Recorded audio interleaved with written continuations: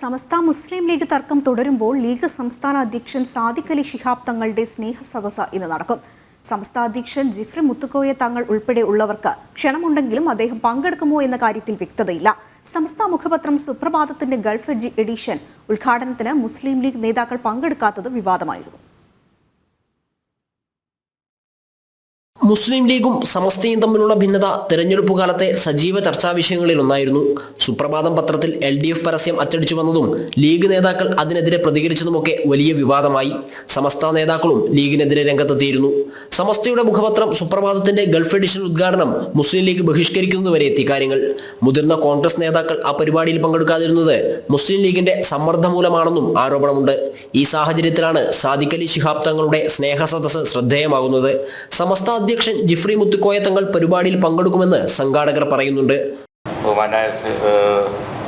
ജിഫ്രി മുത്തുക്കോയ തങ്ങൾ അദ്ദേഹം നാളെ വരുന്നുണ്ട്. അതായത് കാലഘട്ടങ്ങളിലൊക്കെ ഓരോരോ പ്രശ്നങ്ങൾ വന്നുകൊണ്ടിരിക്കും. സങ്കീർണ പ്രശ്നങ്ങളൊക്കെ ആയിട്ടുള്ള കലുഷിതമായ ഒരു സമൂഹമല്ലേ നമ്മുടേത്. അപ്പോൾ വിഷയങ്ങളൊക്കെ വന്നുകൊണ്ടും പോയിക്കൊണ്ടും ഇരിക്കും. അതൊന്നും സൗഹൃദത്തെയോ കൂട്ടായ്മയോ ഒന്നും ബാധിക്കില്ല.